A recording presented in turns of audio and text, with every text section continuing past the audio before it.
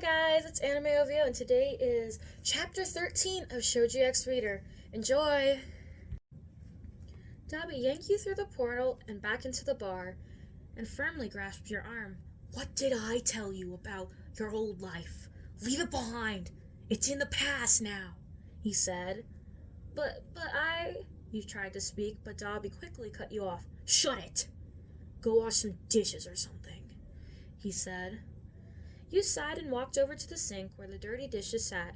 You began the dirty work, glancing up at Dobby, who was now sitting at the table, taking a drink. You finished quickly and then quickly left to your small room that they provided you with. You sat down on your bed and sighed, thinking about Mizo lately.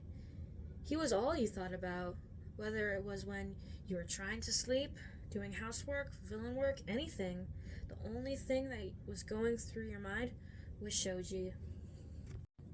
Yin-chan, can we hang out? We haven't hung out in a long time, she said as she came in to your room, her clothes covered in blood.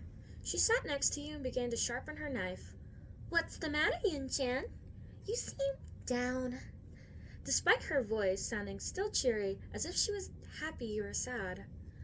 You laid down on your bed, letting your legs dangle over the side, before you sighed loudly. I miss my friends.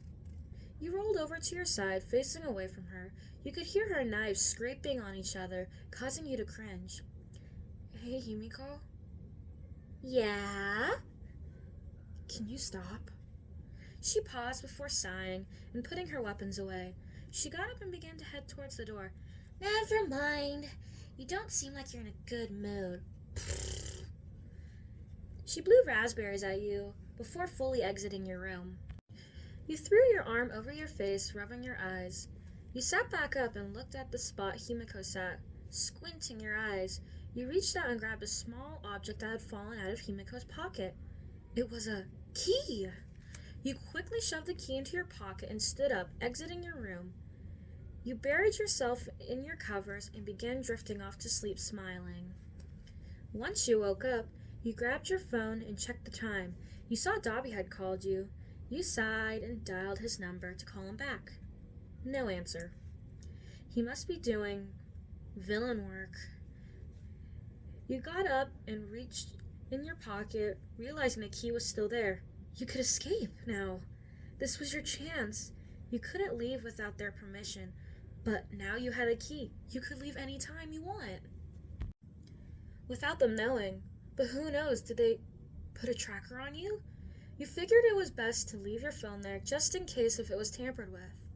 You walked out of your room, walking to the bar. There was no one there.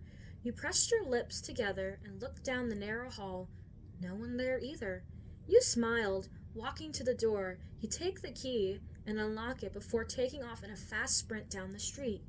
Your hair flew behind you as you ran down the nearly empty street. As you got closer and closer to UA, your breath grew heavier and heavier. You were only halfway there when you needed to take a break. You slowly came to a stop. You were underweight and tired.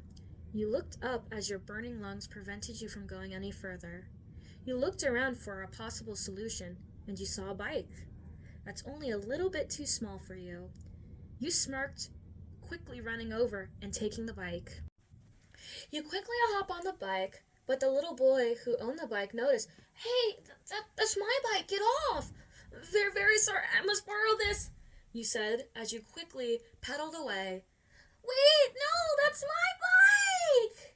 He yelled as he tried to chase after you, but you sped away very quickly.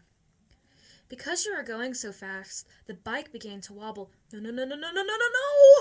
You lost control of the bike, crashing into a tree.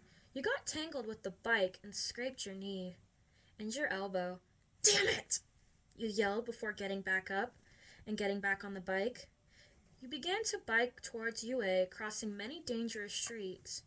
But finally, you pulled up in front of UA and dropped the bike, trying to find the dorms. You didn't remember where they were, so you were just blindly going anywhere. You looked around about 10 minutes before finally finding a sign. I'm so close to the building, just a bit further, you weakly muttered to yourself. You began to run back in the direction in the dorms. Your lungs feeling like they were on fire, you finally got to the steps and vigorously knocked on the door.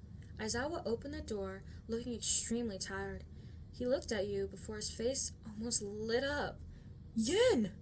He grabbed your shoulders and led you over to the couch, sitting you down. Your hair was a mess, you had blood all over your knee, and your sweater was dirty and covered in mud. Your face was bright red from all the running. You couldn't get any words out due to how heavy you were breathing. Almost instantly, students from Class 1A began to flood the dorm room, some of them almost not recognizing you. But Shoji did. Shoji ran forward, nearly falling to get to you. Yin! Shoji said so excitedly to see you again. You stood behind Aizawa, who was sitting in front of you, trying to help you get the words out. As soon as you saw Shoji, you used every ounce of strength you had left to launch into him and gave him a hug. He smiled as you buried yourself into his shoulder. You were so happy to see him again. He pulled away and cupped your face with his hand, softly caressing your cheeks with his thumbs. Yin, what is it? He said as he noticed you were trying to get some words out. You grabbed his arm and took a deep breath, grabbing Aizawa's arm as well. You looked at the both of them, stuttering. You're in danger, you weakly say. And that's it for Chapter 13 of Shoji X Reader. I'll see you guys in Chapter 14. Bye, guys.